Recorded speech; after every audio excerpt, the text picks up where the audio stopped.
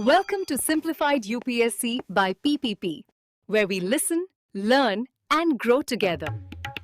Detailed lecture notes in English and Hindi, plus practice questions for prelims and mains, only on our Telegram channel. Link in description. Like and subscribe for more. नमस्कार और the deep dive में आपका स्वागत है। नमस्कार। आज की ये गहरी और मजेदार बातचीत शुरू करने से पहले हम अपने सभी मौजूदा सदस्यों को दिल से धन्यवाद देना चाहते हैं। जी हाँ, आपका समर्थन ही वो ताकत है जो हमें आप तक ऐसे उपयोगी विश्लेषण लाने में मदद करती है।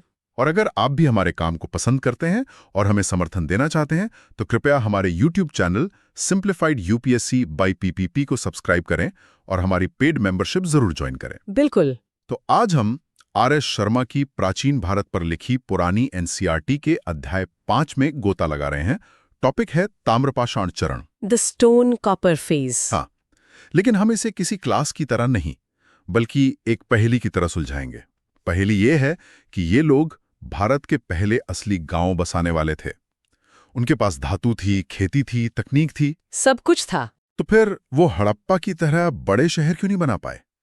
आज हम इसी गुत्थी को सुलझाएंगे, उनकी सफलताओं और उन सीमाओं को समझेंगे जो उन्हें इतिहास में एक लगभग सफल सभ्यता बनाकर छोड़ गईं।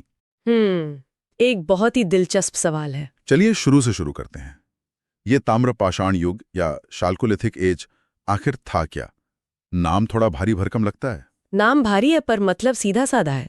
ताम्र यानी तांबा और पाषाण यानी पत्थर। अच्छा, ये वो दौर था जब इंसान ने पत्थर के औजारों के साथ साथ पहली बार किसी धातु यानी तांबे का इस्तेमाल करना सीखा। ओके। ये एक तरह से टेक्नोलॉजिकल क्रांति का पहला कदम था। इंसान अब सिर्फ पत्थर पर निर्भर नहीं था। ये नवपाषाण युग का अंत और धातु युग की शुरुआत थी। अच्छा, तो ये भारत के पहले मेटल यूजर्स थे। तो फिर ये लोग कहाँ बसे थे? क्या पूरे भारत में फैल गए थे या कुछ खास इलाकों में ही थे? फैले तो काफी दूर तक थे, लेकिन अगर हम इसे एक नक्शे की तरह देखें तो इस संस्कृति के मतलब 3 बड़े केंद्र नजर आते हैं। 3 केंद्र? हाँ, पश्चिम में दक्षिण पूर्वी राजस्थान, जहां आहार संस्कृति पनपी, आहार और गिलुंद इसके बड़े ठिकाने थे। फिर बीच में आता है मध्य प्रदेश का मालवा इलाका, जो अपने शानदार मिट्टी के बर्तनों के लिए जाना जाता था। कायथा और एरन यहाँ के मुख्य स्थल थे। एक मिनट, आपने राजस्थान और एमपी का जिक्र किया, लेकिन मैंने सुना है कि महाराष्ट्र में मिली बस्तियां सबसे बड़ी और सबसे विकसित थीं। बिल्कुल। क्या वहां कुछ अलग हो रहा था? क्या वो इस संस्कृति का हॉटस्पॉट था? बिल्कुल सही पकड़ा आपने। असली सुपरस्टार तो महाराष्ट्र का इलाका ही था, खासकर जोरवे, दैमाबाद और इनाम गांव जैसी बस्तियां। इनाम गांव, हाँ। यहाँ जो संस्कृति फली फूली उसे जोरवे संस्कृति कहते हैं। ये उस युग के मेट्रो शहर जैसे थे, मतलब बाकियों से कहीं ज्यादा बड़े और संगठित। अच्छा। दैमाबाद तो लगभग 20 हेक्टेयर में फैला था। इसके अलावा पूर्वी भारत में बिहार के चिरांद और बंगाल में भी इसके निशान मिलते हैं, लेकिन महाराष्ट्र जैसी बसावट और कहीं नहीं थी। ये तो कमाल है। मतलब एक ही समय में अलग अलग जगहों पर ये संस्कृतियां पनप रही थी। जी। क्या इन सब में कुछ एक जैसा भी था? मतलब कोई ऐसी चीज जिसे देखकर हम कह सकें कि हाँ, ये सब एक ही ताम्रपाषाण परिवार का हिस्सा है? हाँ, एक कॉमन पहचान थी और वो थी इनकी मिट्टी के बर्तन। पॉटरी। हाँ, पॉटरी। ये लोग काले और लाल रंग के बर्तन बनाते थे, जिन्हें इतिहासकार ब्लैक एंड रेड वेयर कहते हैं। ये लगभग हर ताम्रपाषाण स्थल पर मिले हैं। ये उनका सिग्नेचर स्टाइल था। अच्छा। लेकिन इसमें भी क्षेत्रीयता का तड़का था। तड़का मतलब ये कि बर्तनों का मूल रंग ढंग एक जैसा था, पर डिजाइन और आकार में फर्क था। जैसे मध्य प्रदेश और महाराष्ट्र के लोग टोंटीदार बर्तन बनाते थे। टोंटीदार? हाँ, चैनल स्पाउटेड पॉट्स कहते हैं। सोचिए ऐसे बर्तन जिनकी एक तरफ नाली या टोंटी बनी हो, शायद घी, तेल या कोई और तरल पदार्थ डालने के लिए। इंटरेस्टिंग। साथ ही वो डिश ऑन स्टैंड बनाते थे, जो आज के केक स्टैंड जैसा दिखता होगा। ये चीजें पूर्वी भारत में उतनी नहीं मिलती। तो एक पहचान होते हुए भी सब अपनी अपनी जगह के हिसाब से चीजें बना रहे थे। ठीक है, तो उनके बर्तनों से हमें क्षेत्रीय विविधताओं का पता चलता है। ये बर्तन जरूर किसी काम आते होंगे, जैसे खाना पकाने या अनाज रखने के। तो चलिए उनके किचन में झांकते हैं। वो असल में खाते क्या थे? उनका जीवन पूरी तरह से खेती और पशुपालन पर टिका था। ओके। वो गाय, भैंस, भेड़, बकरी और सूअर पालते थे। ये उनके लिए दूध, मांस और शायद खेती में मदद के लिए जरूरी थे। और शिकार? हाँ, वो हिरण का शिकार भी करते थे, मतलब पूरी तरह शाकाहारी नहीं थे। और खेती में क्या उगाते थे? क्या पूरे भारत में एक ही फसल उगती थी? नहीं, यहाँ भी हमें स्मार्ट एडेप्टेशन दिखता है। पश्चिमी भारत की सूखी जमीन पर वो गेहूं और जौ उगाते थे। अच्छा। साथ में दालें, बाजरा और रागी भी। लेकिन जैसे ही हम पूर्वी भारत की तरफ जाते हैं, जहाँ पानी ज्यादा है, जैसे बंगाल, हाँ। तो वहाँ हमें चावल की खेती और मछली पकड़ने के सबूत मिलते हैं। वो जानते थे कि किस जमीन पर क्या उगेगा, वो प्रकृति के साथ मिलकर चल रहे थे। अब आते हैं तकनीक पर। आपने बताया कि उन्होंने तांबे का इस्तेमाल शुरू किया। जी। लेकिन एक बात समझ नहीं आई, ये तो बड़ी अजीब बात है। मतलब उनके पास नई स्मार्टफोन टेक्नोलॉजी यानी तांबा आ गई थी, लेकिन वो फिर भी अपना पुराना नोकिया फोन यानी पत्थर इस्तेमाल कर रहे थे। ऐसा क्यों? बहुत बढ़िया सवाल है। क्या तांबा बहुत महंगा या मुश्किल से मिलता था, या उनके पत्थर के औजार कुछ कामों के लिए बेहतर थे? इसका जवाब है दोनों। तांबा शायद उतना आसानी से उपलब्ध नहीं था, और उसे गलाकर औजार बनाना एक खास हुनर था जो शायद कुछ ही लोगों के पास था। दूसरी तरफ पत्थर के औजार बनाना आसान था, और वो हजारों सालों से उसे इस्तेमाल कर रहे थे।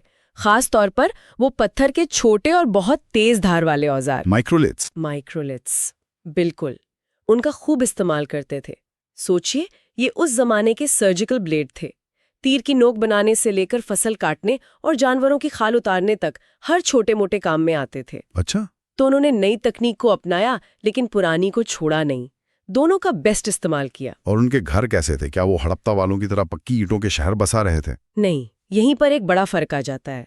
ये पूरी तरह से ग्रामीण संस्कृति थी। ग्रामीण? हाँ, उनके गांव होते थे, शहर नहीं।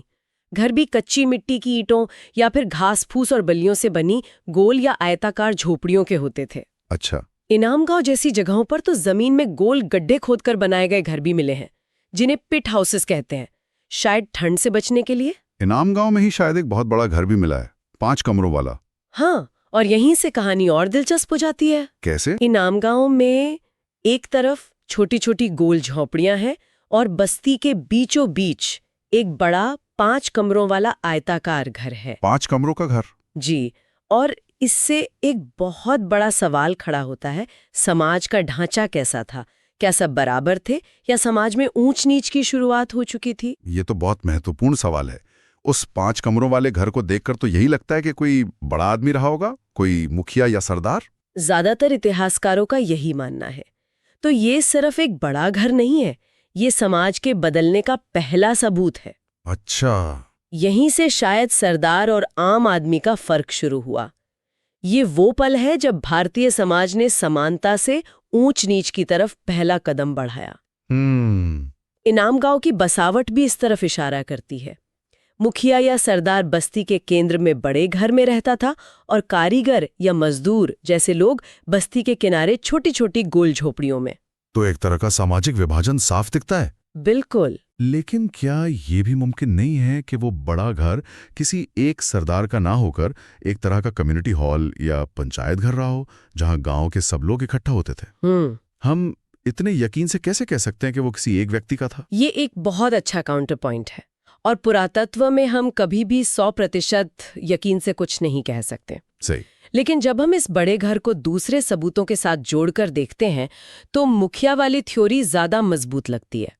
जैसे कि दफनाने के तरीकों में फर्क। अच्छा, जिस तरह वो अपने मुर्दों को दफनाते थे, उससे भी समाज में बराबरी थी या नहीं, इसका अंदाजा लगता है। वो कैसे? महाराष्ट्र में एक खास प्रथा थी। वो मृतकों को घर के आंगन या फर्श के नीचे ही उत्तर दक्षिण दिशा में लिटाकर दफना देते थे। घर के नीचे ही? हाँ, कब्र में साथ में मिट्टी के बर्तन और कुछ तांबे की चीजें भी रख देते थे।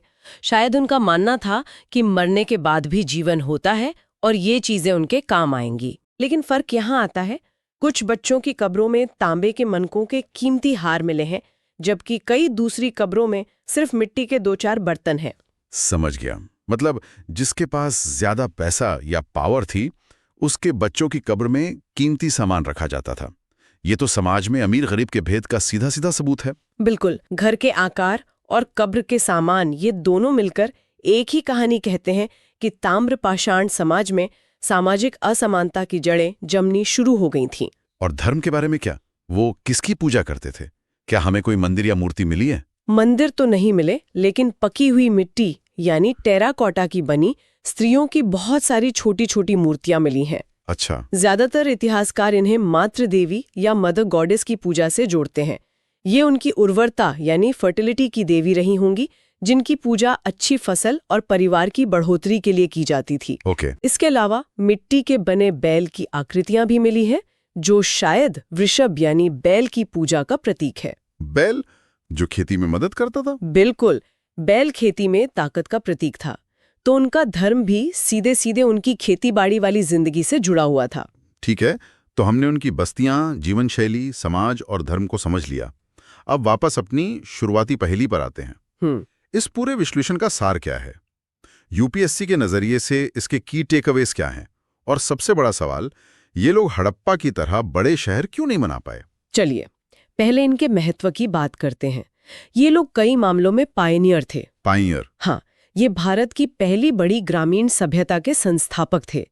इन्होंने ही पहली बार दक्कन की काली कपास वाली मिट्टी में बड़े पैमाने पर खेती की और बड़ी बड़ी बस्तियों की नींव रखी।